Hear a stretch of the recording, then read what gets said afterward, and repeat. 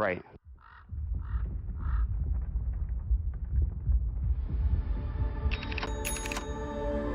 Deny the range creep in front of you, then immediately just keep right-clicking you under the tower. Okay. That sounds like it could work out pretty well. It's how you beat every single matchup that features a TA, and Okay. it's why Puck beats Invoker as well. Okay. At least for the first 4 levels. I don't know if that was good information, but No, it's fine. Trust me. I'm learning something new every day. We have now the predictions. I do want to go back to learning from you, but for now we have total number of player deaths by 25. You know, I'm going to go right. We've seen a lot of 0 for 6s, and I'm going to stay, or 0 for 15s. I'm going to stay at 0 for 15. Actually, 25 minutes. What do you think? Deaths by 25 minutes? Yeah. What are the number values here? 0 for 15, 16 to 25. Do you have it? If you don't, No, I'm just going to do my own. Or I'm doing my Yeah, own. just do your own. Player It's with the fine. most last hits at 7 minutes. That's going to be, I imagine, probably Chessie. And then I'll give team with the most kills at the end. compLexity, total number of smoke ganks by 25 minutes, 3 to 5. And then we will see how things turn out. So every time you and I cast, I always feel like I'm learning something with you. If you remember last year at the qualifier hub, we had a 45-minute Storm Spirit cast where you just told me about all the intricacies that made Storm Spirit a great hero. May he rest in peace. But Hey yeah. man, he'll make a comeback. I'm sure he will. I'm sure Right. that he'll be buffed someday in the future. So let's see if CCNC does it. So he's mid. It looks like the favorable block though is going to go the way of the TA because he had help here, and Z-Freak's even camping this area. So yeah, the block's actually pretty huge. So you see, okay, so he right clicks him, he drags the creep way back, and then it's rolling bouldered on, and that's it's fine though. away. The problem though with that move right there, and why the Earth Spirit makes it, is because he knows that CC committed for the orb first, and making the Puck waste the orb instead of using it to double wave, and forcing him to use it to go defensively is super massive in this lane. It's just one of those like mini mid mechanics that really kind of screw you over. Yeah. So now CC right now what he wants to do is he wants to trade hits. You notice that he throws the orb right there. So he's trying to push out the wave and make it so that he doesn't just get hit under the tower, which allows Limp to kind of just like snowball in this lane by constantly sideblading him. Yeah. And it's not something that the Puck can do anything about because he no longer has the HP to trade. No. And he'll have to salve up if he wants to get that HP, and again, that's just then you're using your regen for just trying to stay up and ready to go. So we'll keep our eyes peeled on that mid lane matchup, and I do feel as though Limp will probably have the advantage as we progress through because of the early start that went his way. And on the other side, though, FDL do have MGW. He is going to be straight to the jungle with the Iron Talon. Nobody's really going to be, I think, harassing him. There's no Bounty Hunter or Ricky in this game. However, there is an Earth Spirit, so he can try to go for some aggression into that jungle later on down the road.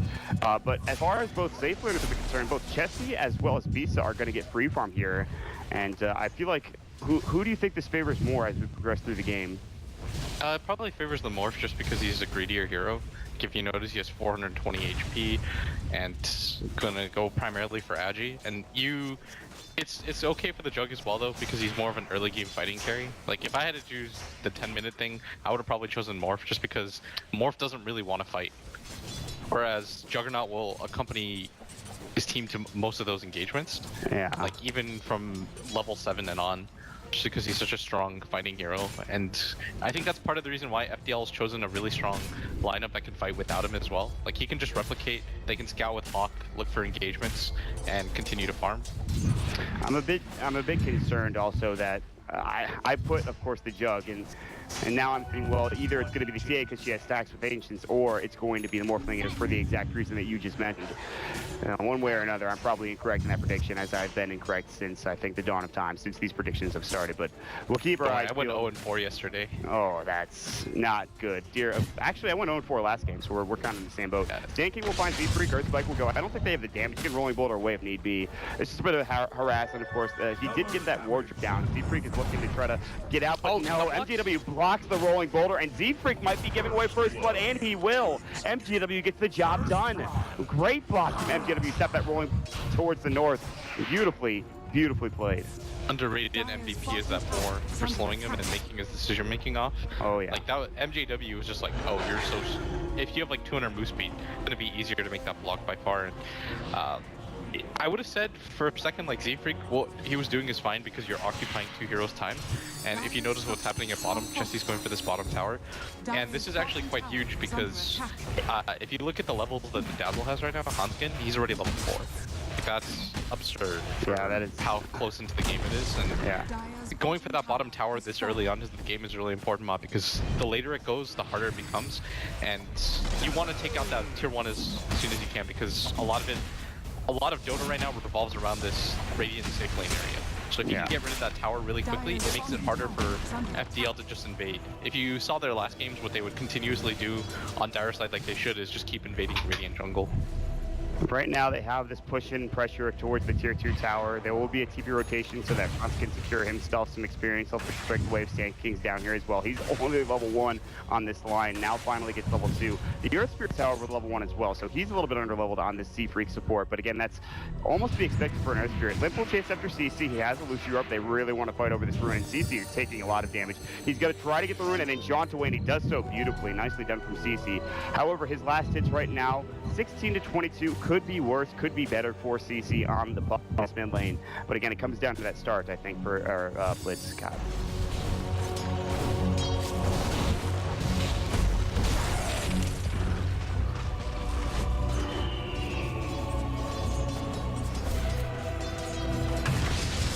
It's gonna be a matchup that's hard to contest into, but it's overall kind of okay just because you expect this out of a puck, and they might even grab this kill on Hanskin, which would be rolling boulder, they get the Hex off, the Salve comes through, they need one more right click, and they will find it. Stanking Earth Spike, but only one, and Limp will secure that secondary kill.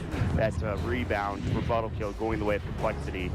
Nonetheless, though, it's CC&C on the wrong side of the hill, will jaunt through and he has to run all the way around. Actually, he's just got to cut up through the mid lane and back into his lane. And so it is going to be a trade, a 1-for-1 exchange going the way. But Limp gets the kill going the way of compLexity there, which I think is a bit more important. CC will get sidetrapped, taking some damage, jaunt away, and try to stay under his tower for the time being. Yeah, right now, so far, overall game plan, I think, is in favor of compLexity. If you notice, they have 3 out of the 4 top net worths in the game. And their 2 supports are doing okay. That's why. Yeah, they're... Oh, baby, we just crashed. I think, all right, we're good. Oh, we had a lag spike there. Will, are you still there? Hello? Okay, you were saying something about 3 out of the top 4 net worths for compLexity. Yeah. Right now it just changed, but this mid lane, I think he's dead.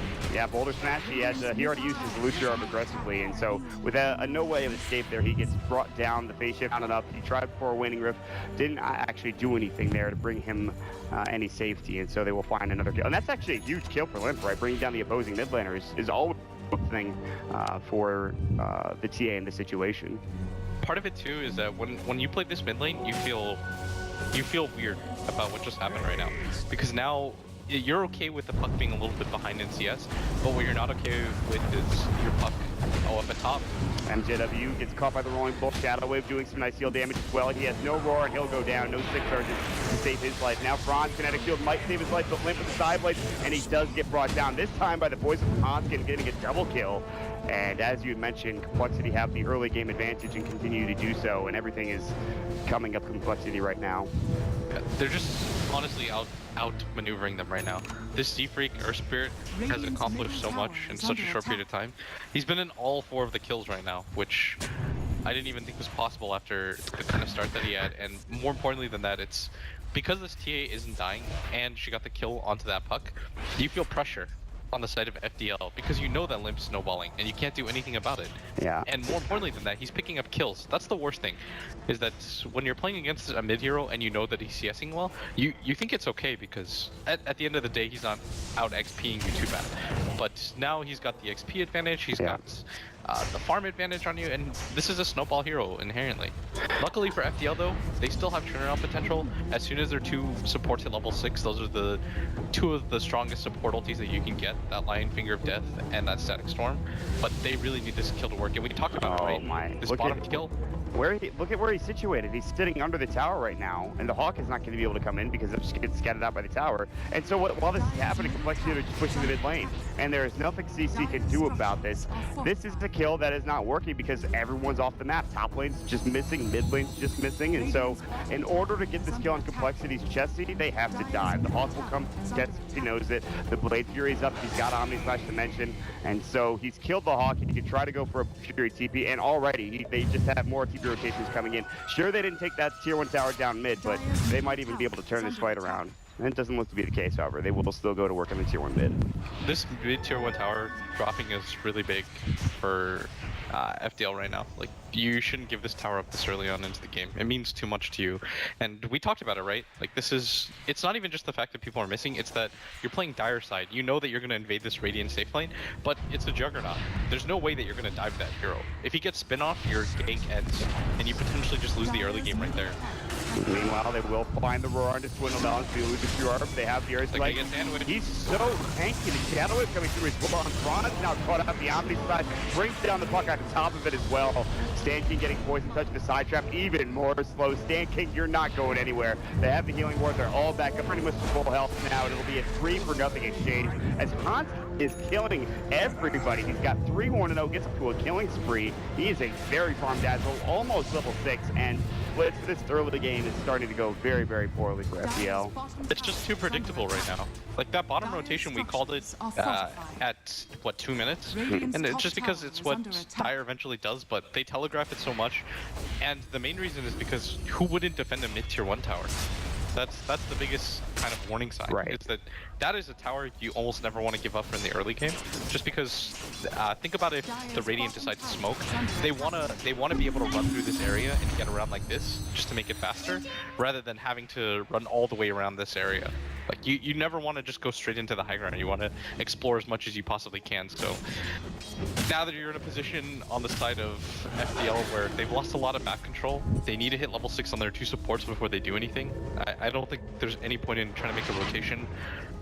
But they just feel pressured to right now, and that's a scary thing in itself, when you just kind of feel like we have to make something happen. Because if you look at their lineup, this is ultimately a single core morph lane. Yeah, it really is. He's not accomplishing anything. He is Delta Boots of Speed Bottle, and he might get an early Veil. I wouldn't call it early at this point, but he's not really accomplishing anything in terms of getting kills. He's yet to use his Dream Coil this entire game so far. So CC, the onus was on him, and it's now not working. Swindle Melons has his Blink Dagger for the Bat Rider. He's looking for fights, and there's so much good vision coming out for the Radiant team. They have a ward over towards mid and in the Dire jungle, not to mention over towards that tier 2 bottom. So they see all of these rotations, and the smokes will be even more obvious. So FDL, it comes down to the Morph lane getting farm, and like you mentioned, getting level 6 on these supports. But even if they do get those level 6 blitz, I don't see them really finding anything because of just compLexity know where pretty much they are at all times. Yeah. They're gonna smoke right on the ward. Oh my, that's not good. They should know that happened, yeah. Even before that though, you notice the way that compLexity is set up? When you're playing Radiant, you mirror Dire at all times. You always mirror Dire. This is the best thing that you could possibly do. They're already going to start TPing heroes in mid. They want to prepare for this fight. And they're going for CC. Maybe they didn't know about the smoke, or they did and they just don't care. Flame Break they've got last, so I'm not sure if they need it. They're not going to use it. It'll lose Europe beyond phase shift. He actually makes it out, but the poison and the burn might take him down. He's low. And he's going to phase shift just to barely stay alive for only a moment longer as Hans gets poison will bring him down. He's just not tanky enough, even with double null tally. And that smoke of deceit gank that came up from FDL is ultimately unsuccessful. Not only in that, but they also lose CC on the puck as well. This game is just... it's pretty much out of hand right now. Yeah. 7,500 net worth advantage. They still don't have level 6 online at 12 minutes, which is kind of the whole, okay, we're in a really bad spot. This is where you start panicking right now.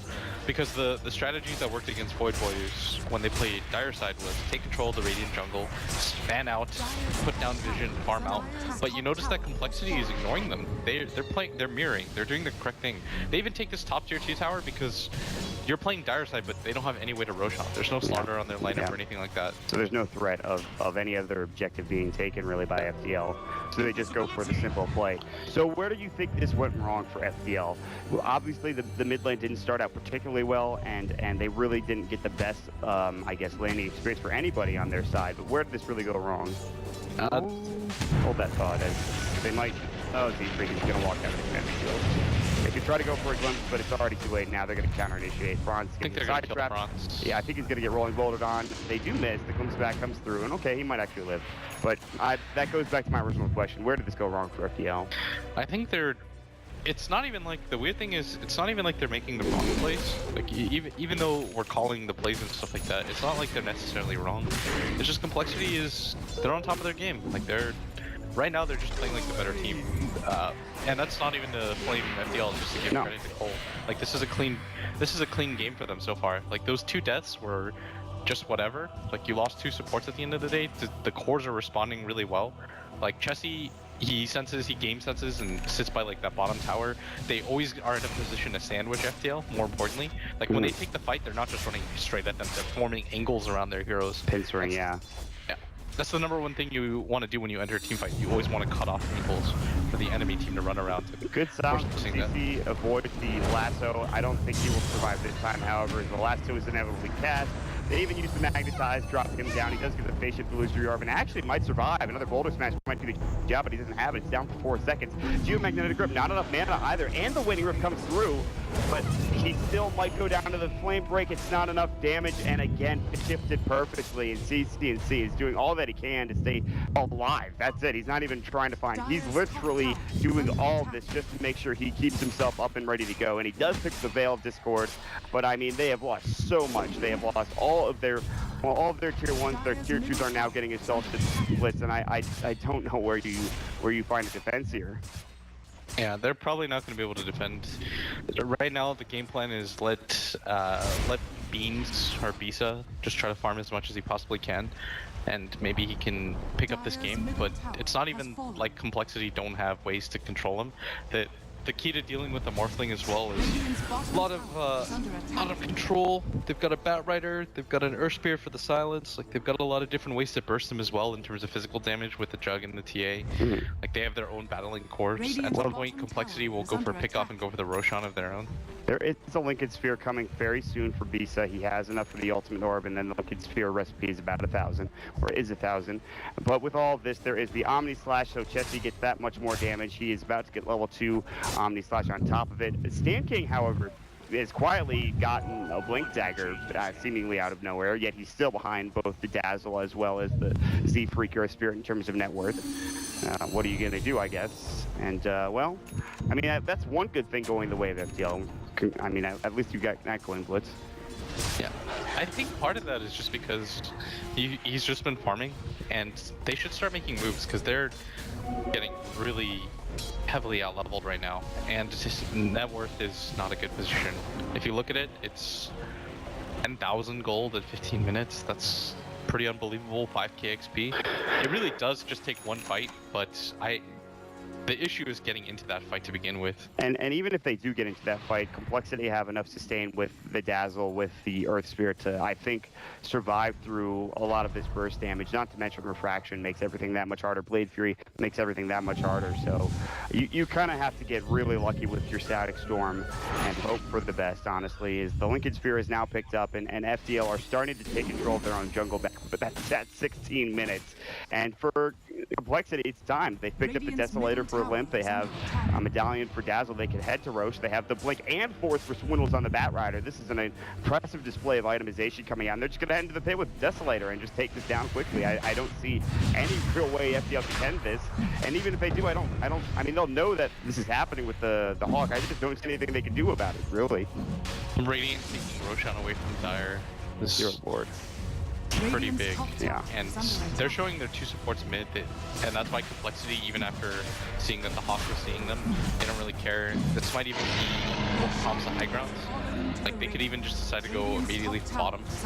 This top tower is being pressured by a puck, but I don't even think they care about it too much. I think the correct move to go for bottom. Yeah, I don't see them. Even they could defend the tier 1 and just not give anything to FDL. They have a glyph. I imagine they'll use it, but do they come and defend this? There are a couple of heroes getting ready to fight up and top for FDL. They're situating themselves, and it's exactly as you said. compLexity, they don't care. They're just going to go for the bottom push, take down the last outer tower, which is that tier 2 bottom lane, and look to finish this game off at maybe before 20 minutes. We're one fight away potentially, Bliss, from this game just ending. Yeah, that was the old LGD strat to defend all these tier 1 towers, but I think this is the correct move for FDL to just kind of split up. You can't really contest those 2 towers. More importantly, you always fight where you have vision. I know that sounds like a basic concept, but it's still a rule that not enough people follow. Like, they'll just blindly take fights to take fights. But going for fights that you can simply just always have vision around, pretty important. Dan King, he'll be the sacrificial lamb. They actually lasso the Disruptor replicate from the Morphling, which is victory coming out for Visa, but they do lose Stan King, who actually made a nice play with the Hex coming out to stop the Batrider lasso, but it was only momentarily. And in the end, they lose that hero. They do put some pressure on the tier 2 tower top lane. They're putting pressure on the tier 1 tower mid. Visa, without the replicate, might need to be careful. He does have that. Obviously, that Lincoln Sphere, and Lip is going to come through strength more. How much damage can he endure? He needs to waveform out, but he gets stunned up, and then the Shadow Wave, and he just can't make it through. They don't even care about the Lincoln Sphere. They don't care about how tanky he is with Strength Morph. They have a Desolator, they have Shadow Wave, they have the Battle Fury for Chessie, and it's now time to go high ground. Yeah, they're in such an advantageous position. They know without the Morphling split pushing, they're not losing anything during this trade. And I mean, if you're a compLexity fan right now, namely Beef, you're probably going like, yay! Shout out to Beef. Yeah, and game 1 looks like it's... I saw this from Void Boys yesterday, though, that they somehow lost the game from this kind of position, but it's going to be hard for FDL to I don't see that happening. You have to make some critical errors for compLexity, and you have to make some big plays for Stan King and FDL. And Limpwell, he just kills Stan King in 2 shots. He won't get it done, though, because the Earthquake there with the beautiful last for the MCW into the Omni Slash. And he won't even get his destroyer off. He doesn't have buyback. He just bought the net for 2 as well, so he's dead for 36 seconds. Pretty low respawn time, I guess. The one thing you can look at, Limp still has the age of getting Shadow Wave up, though, and still stay alive. And they'll just back up. They're okay with getting a tier 3 tower and some maybe small hits onto the melee rack. They'll wait for another creep wave and then go back in again. And I don't know what you do here. I mean, other than just try to find the best possible fight that you can for FDL. But it looks like actually compLexity are backing up. They're going to say we could just farm a bit more. We don't have to push high ground yet. In fact, if we die here, we might just throw away a lead that, like you talked about with Void Boys yesterday, that might actually happen again. Although I think they're being a little bit too defensive here. Invisibility. Yeah. Who won the last hit thing, by the way, at 10 minutes? It was, I believe, the Morphling, Visa, yes. So you were correct. And everything else is right now looking like, let's see here. Total number of Smoke King kills by 25 minutes. Apparently none have happened. Team with most kills at the end is going to be compLexity, like, unless something drastic changes, which it certainly could. And CC is going to be caught by actually he avoids that poison touch, but not, he doesn't avoid the geomagnetic grip and magnetize, and Z-Freak finds himself a kill. Plus 2,200 gold, which is probably going to be almost certainly a blink dagger if he wants. Limp almost brings down a home MJW, but he's able to get out in time. Even with the mount strike there, it wasn't enough damage. Grab a Solar Crest on skin. Oh god. The 20-minute support Solar Crest, I'm telling you, it's really broken. It's so strong. Would imagine. I mean, you're not technically supposed to get that item at 20 minutes on a 5 position support Dazzle, but that's how it goes. Lasso onto MJW yet again, and they will almost certainly bring him down a second time. No defensive support there, no false promise like that with an Oracle. They only have, obviously, the Disruptor with, of course, but it's just not enough. They lose MJW once more. Chessie goes to work on the rack for Olymp. Gets, of course, Earthquake, but he has Refraction up, and that's going to be more than likely the next direct going to get out. Kinetic Field is there. TP coming in, and that should be it. CC jumps in with the Veil for just a nice damage to Chessie. Gets off the finger, misses the Earthquake, might have gotten the kill, but Stanky dies. The 2 hits coming out from Limp, and now is going further with his CKB pop. Bronze will be next. Dream Coil's going to come out there looking for Chessie. Omni Slash comes in, Phase Shift is out. All right, they bring down Chessie at the very least, but Limp finished up the rack. He's the unstoppable juggernaut. He's looking for CC. Phase shift comes in again, and CC is the only one alive. The respawn comes through from NJW, but it's a triple kill for Limp, and they are about to take this full set of racks. 21 minutes in, 17-3 is the score, and compLexity are rolling this first game over FPL. This is just straight up destruction. Yeah, there's that solar crest that we were talking about. Oh, The 22-minute, you're not gonna fight that. Like, look at the Morphling's items. He's not gonna have MKB or anything like that. So this mischance this early on into the game is so valuable for your team. They're getting more gold, by the way, compLexity from taking these buildings, and they're getting from kills on FDL at this point, because FDL just doesn't give them money. They don't have enough money in the bank to actually be worth anything, and Stan King dies to a boulder smash into a Geomat. He has like no HP. He's level 8 Franklin's point. He's not going to really help him survive against any of these heavy experienced heroes who just dish out all of the damage in the world at this point. And that's 2 sets of Raxes. They can head top. They can try to finish off this third and get Megas. At this point, FPL are kind of thinking, well, what do we go for next game? Or they're just kind of prolonging the game when I don't want to say that they have to GG out or the game is actually emphatically over. It feels like it is, but I don't really know where you go from here for FPL, to be honest. If you're in this position, I think the big thing for FTL is to try to hold the next high ground. You can't give up the Roshan. That's probably the biggest thing, because killing a Templar Assassin with a Blink Dagger and a BKB at 23 minutes that also has the support of a Solar Crest is going to be incredibly hard. Oh, this is a man fight that I don't believe you can win. He's going to try it, though, and Limp's actually running. The Chesty kills MJ's top lane. He even popped the Necro for it, too. I think he went for the Roar, but he actually couldn't get it off in time. I think the Omni Slash was used. No, it was on cooldown. It actually just comes off cooldown now. He doesn't have mana for it, though. And Limp was able to hightail it out of that engagement with the Morphling and go up to the top lane, try to finish off this last set of racks, and I don't see him being unsuccessful on that with Chesty and compLexity and the rest of this crew. Yeah, FDL have one opportunity to take a bite. They still have Roar available. Unfortunately, they don't have a huge damage source, which is their Necrobooks. Weave gets dropped down, so this isn't a fight that you necessarily want to take. Window's went deep for that last. Goodbye. That's your line gone. And he is dead for 30. Again, a pretty low respawn time, but now all 3 sets of racks gone. That is going to be GG for FDL. That is an FDL, again, remember this is the team that beat compLexity in the group stages. They had an okay time against compLexity in the first best of 3 they played in these playoffs. And so far, the second best of 3 is not going well, Blitz. And I don't even know where you go with game number 2, but boy, you have to change something up. I think their lineup was just, it was too pigeonholed. They're solutions. That's why you can come to the game at some point, is because it's still at the end of the day a single core Morphling that simply just can't do anything. Like this hero. And that'll be it for the first game of FTL versus compLexity. But fret not, we have game number 2 coming up, and hopefully it's and I do hope that it's a bit better in terms of just kills, back and forth action, because that was a straight up romp going in compLexity's favor. compLexity fans are very happy with how that went, because again, 1 game away from securing a TI berth, whether through the wild card or through a grand finals victory to get into the main event. Blitz, thoughts before we head into game number 2? Anything to say before we head out of here?